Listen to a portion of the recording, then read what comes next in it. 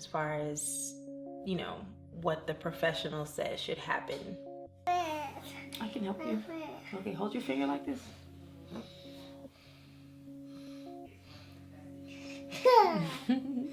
Now you can talk. You say hello.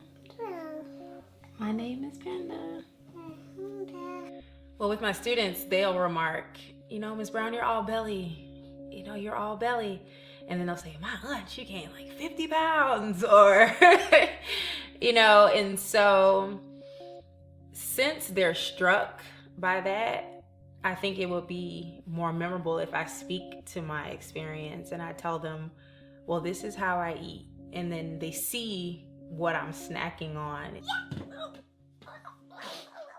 And so I would be very deliberate in reinforcing those things and talking to them about what I do, because I want the young ladies to know that you too can have a healthy pregnancy experience. You don't have to gain 60 or 70 pounds. It doesn't have to be this traumatic experience that ends with medical emergencies and more prescriptions. Put it in the back. Yeah, if you don't mind it being on the seat.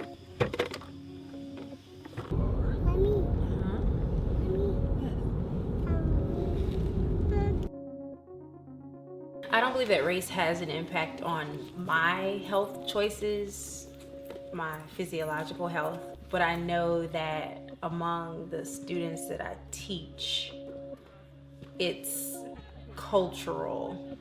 It's mostly Black, Caribbean, Hispanic students, and their diet is cultural. This is the way my grandmother cooks, this is the way my mother cooks, this is the way I will cook. So being from having a different mindset, being Black, but just culturally having different experiences, my mother being a nurse and making certain choices with our diet and what we were and were not able to eat, it has impacted me, and I want to pass the same thing along to my students.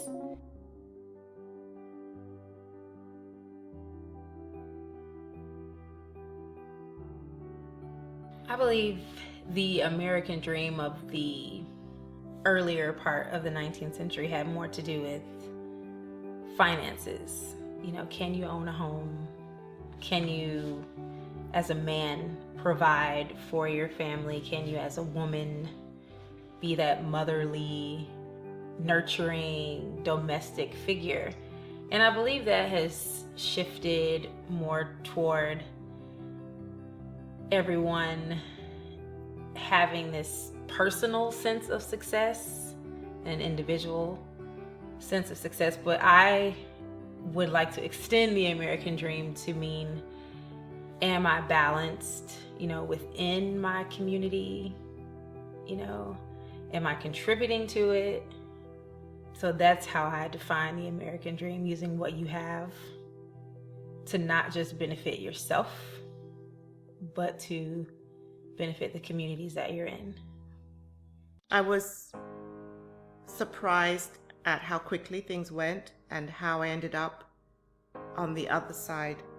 And I realized, well, hold on, I'm a medical professional. I have knowledge about this. I've worked in the field. At that time, I had been working in the field 10 years.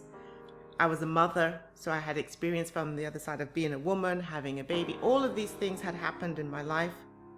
And so I could not understand, how did I get there so fast and be so helpless?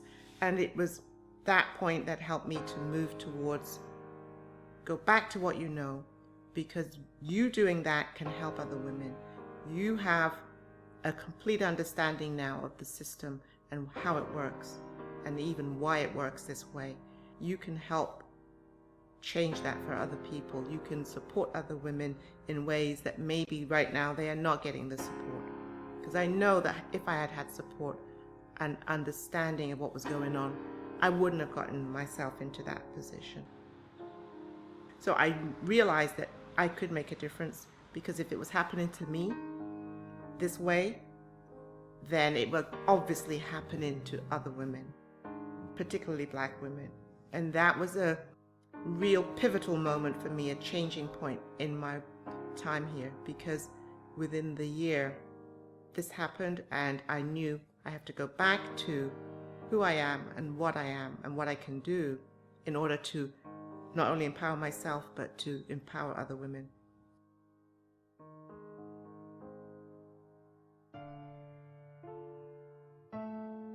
Building from there, I opened back up to seeing patients, began to build the foundation for what I'm doing now. And as I, over these past 25 years, I've got to a point where I know exactly what I need to do. Can't wait to see his face. He's going to be so cute. Women in this country have very little opportunity to speak and be heard. I can see how the way I practice, the way I do my work already, opens up an opportunity where there may not have been one afforded before for women to express themselves, to share what's on their heart, and to talk and to be heard.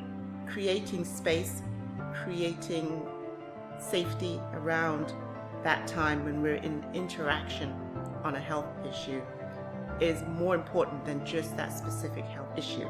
And it helps us both to share in a way that's authentic and is open, honest, and is meaningful, because usually what happens after that sharing is the woman becomes empowered to do something, one little thing, or many things, but it's certainly the beginning of a new way of thinking and a new way of being around her health and her empowerment.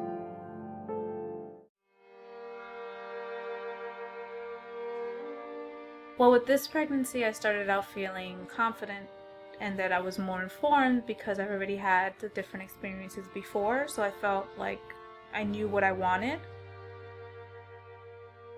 And even with that, it's been very frustrating because it's just been roadblock after roadblock after roadblock. I was referred to a high-risk clinic where at first it was okay because they were actually very lenient on me wanting to deliver vaginally. You know, they were on board with it. I spoke to the head physician and he was fine. He was like, you know, it's fine for you to do that. We just recommend that you do it at the hospital. But I started going over there and it really felt like I was just a chart. I don't know who anybody is. Nobody knows who I am. They just read, you know, the sheet on my chart real quick before they come in the room.